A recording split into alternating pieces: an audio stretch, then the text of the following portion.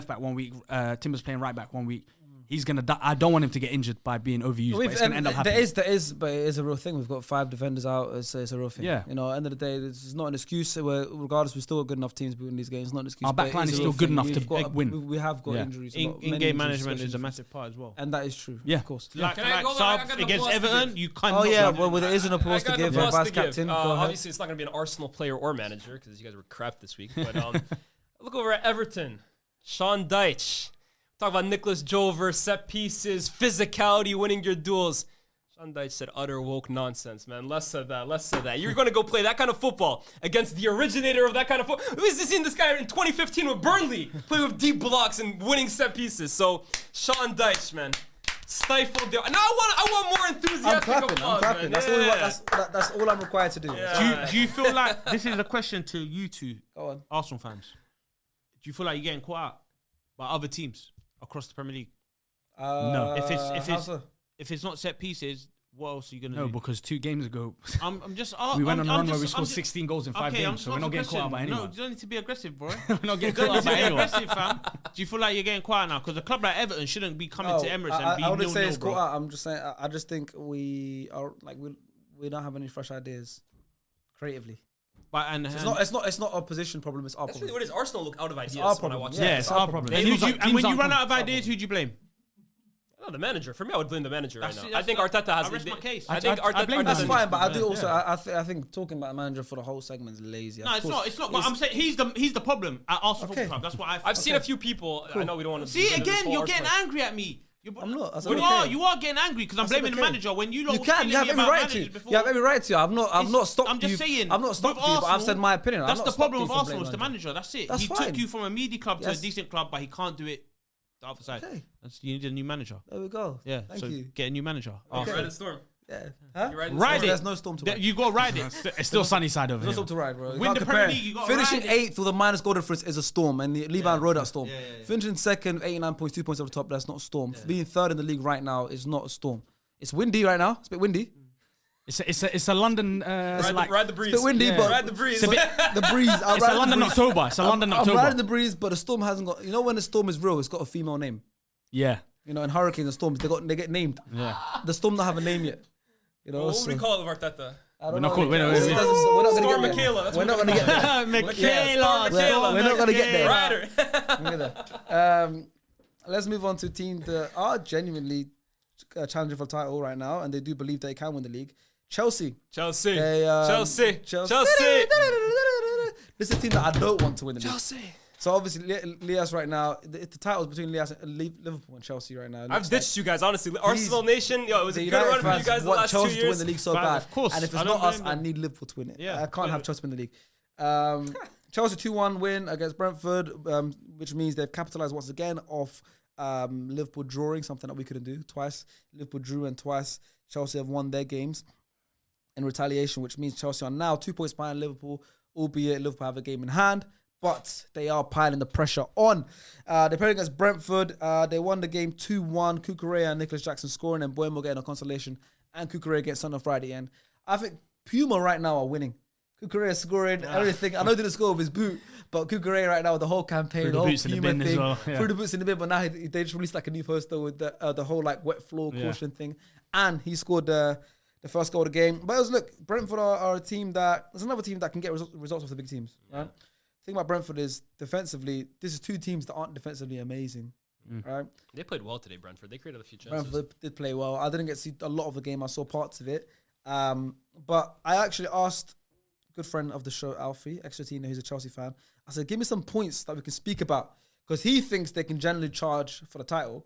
Good man, Alfie. I like people with ambition. Yeah, His points are dreadful. If you Yeah, listen to them, I you're asked gonna him laugh. for points. He gave me like bullet points. He said, well, first of all, he said, Caicedo was everywhere today. He won it feels like he won every tackle.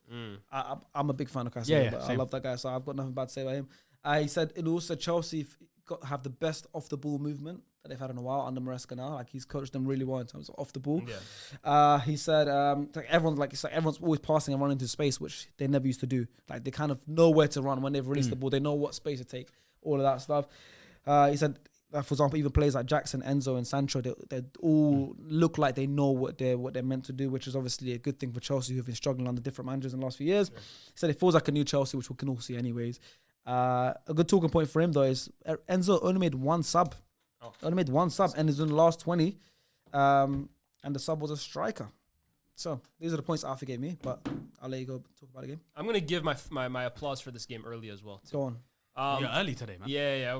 Get it out the way, man. Get it out the way, man. Caicedo was brilliant, and Caicedo has been for me one of the best midfielders in the league in the world this season. It isn't. It's his midfield partner, Enzo Fernandez. The last few weeks, he's come back into the team. He's been the starter. I think his form has massively upticked, right? I know why. We know why. We know why, man. You've left his wife. Allegedly.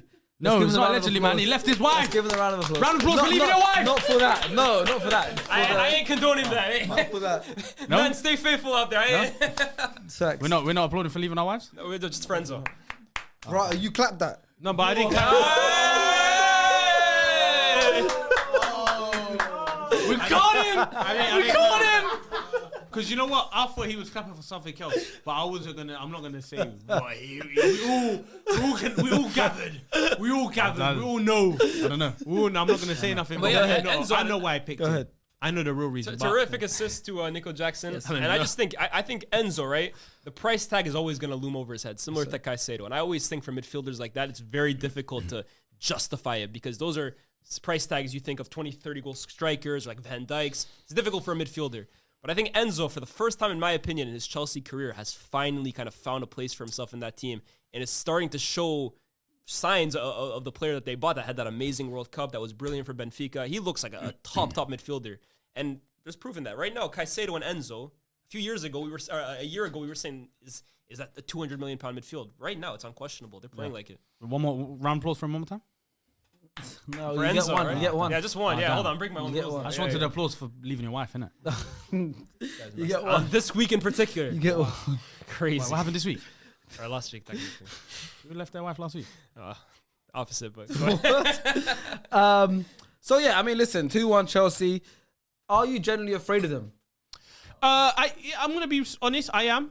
I think obviously before because Jurgen left and Slot came in and what he's done to Liverpool now, no one's imagined it. So I'm running with we're winning the league parade, but seeing Chelsea behind that back is crazy. So I am nervous about Chelsea, but I do think we'll win it. I still do think we'll win it, but yeah. Nice. I'm nervous for What? Chelsea. No, I did love that. I'd love that. Just the pause moment.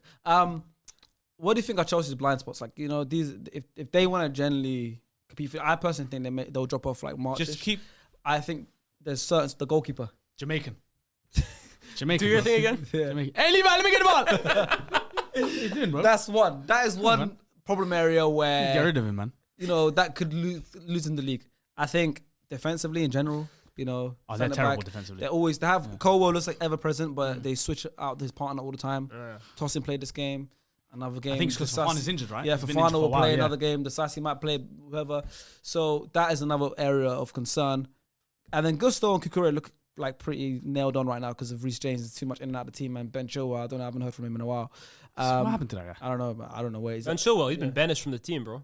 Yeah, He's out. He's out. He the might go in picture. January. It makes sense. So goalkeeper and a centre back. It looks like. Do you think they can fix that? They have to. I mean, think Chelsea have money and they have ambitions. In So this I window, would though, expect it to. if they want to win the league, I think they have to. In the January, I can see If them they getting don't, the centre then back. I think FFP is the only thing that could stop them. But if they're able to financially, Chelsea have for my lifetime been the most aggressive, ruthless people in the transfer window that I've ever seen. Correct. So for me, as long as FFP permits, I think if they see an opportunity this year, which Enzo Maresca continues saying, he said it again today, we're not ready for the title this year. But if I'm the board, I'm probably looking at it and saying there's an opportunity this year. City are out the picture. Arsenal haven't progressed how we thought. Let's go for it, man. For sure. I would hate to see it happen, but just as I'd love to. Just as a footballing man, I think they should go for it. This is a good chance. They've been out and they've not been thought about for the last few years, and everything they have been thought about was all negative. Their squad's too big, blue £1 billion bottle jobs. They have been going to cup finals though in those times. But now it's like where we found ourselves in the 22-23 season where we were finished 50th season before that. No one expected us to be anywhere. Yeah. Suddenly we're competing for the league. We fell off at the end. If Chelsea want to actually try and actually win it coming out of nowhere, they have to do something in January, and that is a goalkeeper somehow. And to learn from our mistakes. So goalkeeper And because we ended up signing Jorginho and Trossard. Was that Jorginho and Trossard? That summer, the January, you guys wanted Caicedo and Mudryk. Yeah, but also we messed up because Saliba went down and we didn't have a backup centre back. For them, Saliba and Tomiyasu went down. I know, but they're light defensively right now. So if they do lose a Levi Colwill, that could be their Saliba. Long day. Do you know what I mean? Because they don't have a left-sided centre back. They've got Badiashile, but he's not as good. Yeah. Do you know what I mean? Long day. I mean, that's the only thing I'd say for Chelsea. I mean, listen, they're competing. I can't hate. They score goals. They're like the best run business. They'll sell one of these loaners. They're the top scoring team in the Premier League season. Nicholas Jackson being a talisman. Actually, I got to start here. Nico Jackson has the most non-penalty goals in the Premier League since the start of last season. Yeah, no, he's more than Haaland. So Haaland takes penalties. From the start of last season, so all 38 games last season plus the first 15 games this season. So grabbed 14 last year. In over 50 games, he's got the most non-Premier League goals. I'm shocked at that because I know Haaland takes penalties, but he scored so many goals, you'd think not that many of them were penalties. Jackson scores a lot of goals. And he didn't even play that good today. He was falling over the ball. But when you score a goal and your team wins, no one cares. No one cares. You can fall over. He was sulking on the bench against Tottenham. Keep falling over. If you score and you get a free point. He's got 9 goals in the league this season. No, he's having a great season. But Jackson's that kind of player. It's like he'll score 20 goals, you won't realise. You won't realise. Yeah. Faisal will realise. You think he's got 10. Yeah, Faisal will realise. No, what I really like about Jackson this year as well too is he's adding like ugly goals to his repertoire. Like last year, all of Nico Jackson's goals I almost felt like were like bangers and golazos. It's a similar issue. Not a hat trick against Spurs. That one was bad. Yeah, but I always think they're incredible. Like Højlund is a similar issue to me in terms of I look at the difficulty of Højlund's goals. I'm like, well, these are tough goals that you're scoring. Like amazing finish. That's not sustainable. It's tough because you're creating goals out of yourself. A top goal scorer is getting on the end of chances. He's putting in 6-yard tap-ins. He's getting those ugly headers unmarked at the back post. That's how you build a resume of goals. You look at Messi and Ronaldo. Yeah, they score a lot of golazos or whatever, but 90% of their goals are probably tap-ins. You know who scores a lot of those tap-in easy goals? Probably Haaland. They've mastered it. No, but this is, I mean, football's played all over the world in loads of different divisions. So I'm not always going to use an example of the top league, but Ren, my friend Ren, you guys know the podcast, scores those goals. The scrappy ones. The scrappy ones. Most of his catalogue are scrappy goals. But he's a scrappy player. But he is. But that's his art. There's art to that. He knows that. He scored a few worldies. He's screw facing behind the camera right now. He's in the office right now. I'm trying to pick him up because he scored top bins this season, whatever. A lot of them consolation goals because they lose every week. Yeah. So he's scoring non-pressure goals. But when he does still, when the team wins and he scores, a lot of them are scrappy goals. But I love scrappy. I mean, what's his name? There was Michael Owen last year was talking about Darwin Nunez last year, saying that chipped finish he had. I think. It's crazy goals. He's saying it's a great finish, but it's a stupid finish because 99% of the time that's not going in. Like you want to make John Duran.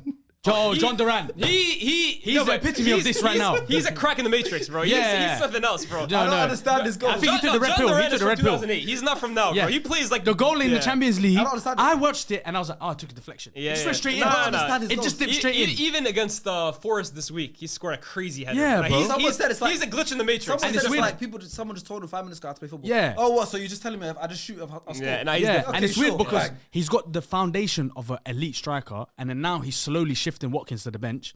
And he's still scoring these bangers. Durant is crazy. It's crazy, not great. But most strikers, if you score 30 goals, 30 of your goals aren't going to be like outside the box curlers. I was going to say Chris Wood is the perfect example. You want to, for sure. So I like the fact that Nico Jackson this year is starting to, today wasn't so much that, but throughout the season, he's really started adding those simple goals, if you want to call it that. Yeah. Let's get into the final game though. Southampton against Spurs. We found out obviously live on the podcast that Russell Martin has been sacked after this game. About time. RM. One thing I will respect about him is he tried to stick to his guns. He tried to play good football, but at the end of the day, you've got to know. I don't respect that. No. I respect it a little bit, but you've got to. But I was going to say, but you have to also understand the level you're playing at. You're not playing in the Championship, playing in the Premier League. You have to be able to adapt to survive, and he didn't adapt, and he stuck to his guns. Like I said, there's a little bit to admire about someone who will stick to his guns, who's got principles, but you got to be smarter than that, mate. This guy thought he was Vincent Kompany. You could scam and move to Bayern at the end of the season. Yeah. Allow it, bro. You're back in the Championship. He's looking at PSG might be available at the end of the season. You know who's available next year? Plymouth. Plymouth. Pieface will be happy with that. Your boy. There you can get a job there. You ain't get a Bayern job. Are you crazy? They lost 5-0 today at St. Mary's. The first half they were down 5-0. Yeah, it was crazy, man. It was all in the first half. Spurs obviously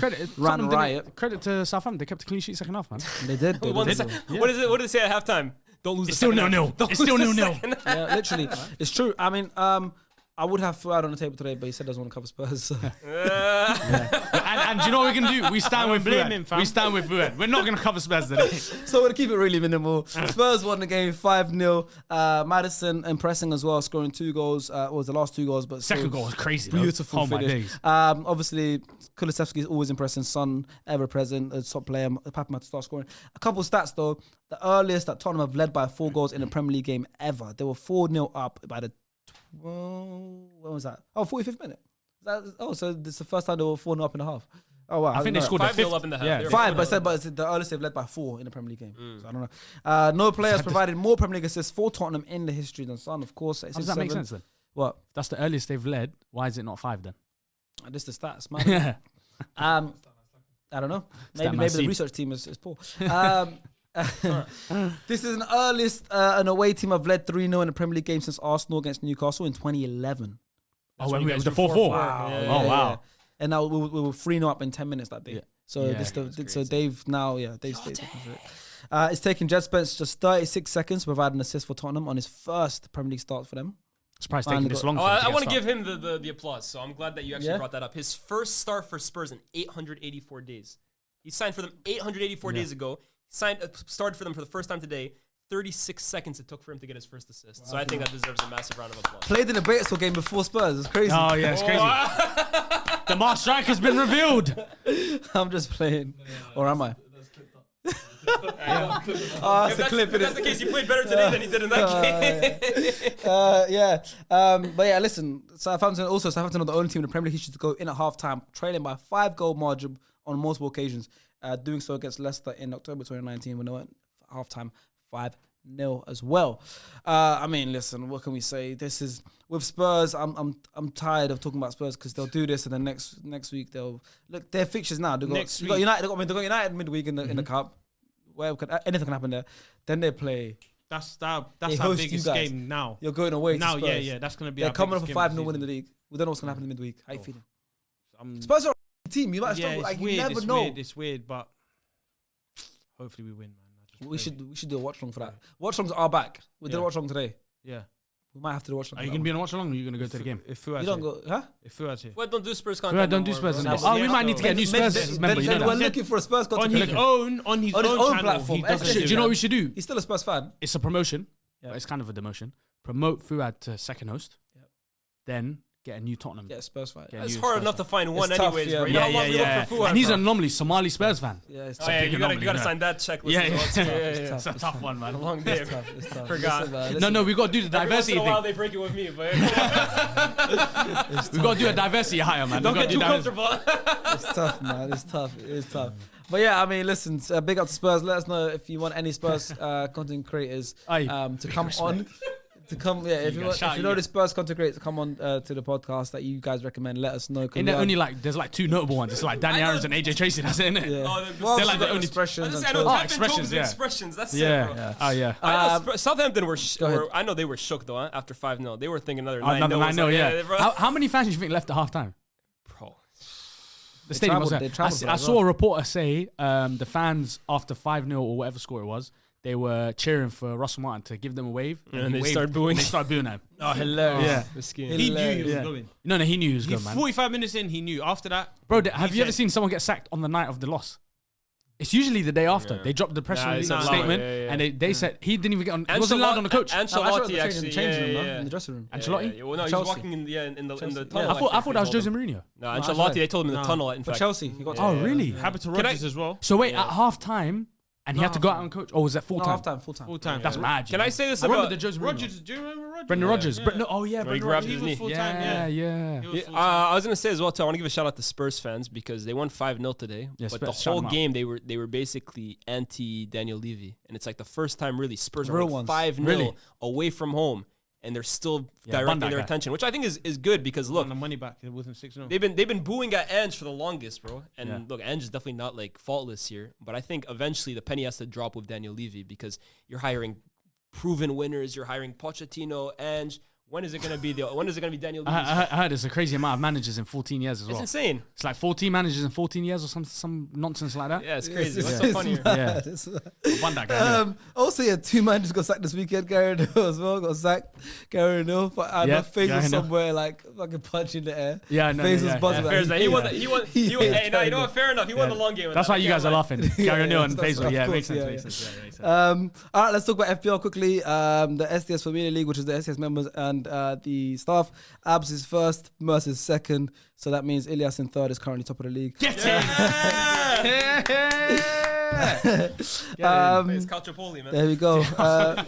Really getting these guys. Yeah, facts. Give Inter a spare trophy. But I'll take it. Yeah, you can see where everyone else is in the league on the screenshot. Let's move to the most important one, SS Ultras one, where you guys are all in there. Where the winner of this can win a cash prize of £500 or an appearance on the podcast, where you get to choose your table. Last year's winner took the money. Last year's winner took the money. So let me know if you Are you looking at my team? I'm not cheating like these. In first place, we got David Marco with 3 Pogba. In second place, we got TA Annihilation, who's been ever present in his top 10. He's moved down to second though. Third place, Harris H with a team name Havertz. Fourth is a guy called Idris. And fifth is Ahmad, aka Black Messi. In sixth is Noya Average Photos. Joint sixth with him is Aldebef C. Average what?